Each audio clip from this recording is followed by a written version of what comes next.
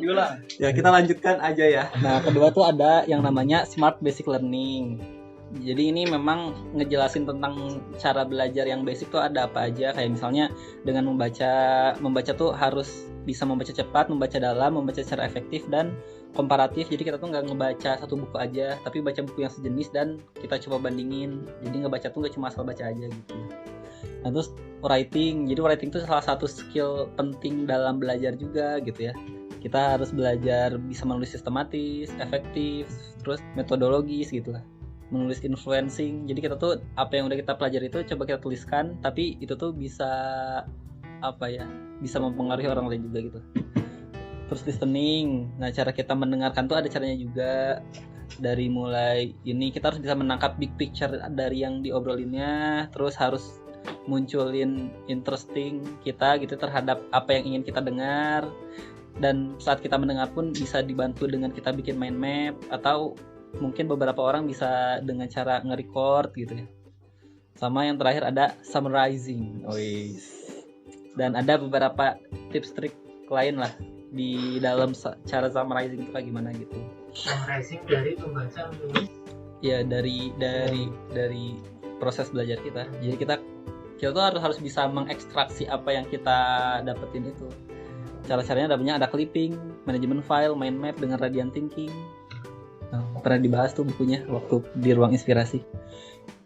Hah? Namanya ruang inspirasi. Enggak, itu Kak, ruang inspirasi Kak yang bikin kegiatan ini bedah buku. Itu buku radiant thinking pernah dibahas. Nah, terus ini pentingnya mempelajari bahasa asing. Soalnya dengan kita mempelajari bahasa asing tuh kita bisa memiliki kesempatan yang lebih luas untuk mendapatkan ilmu.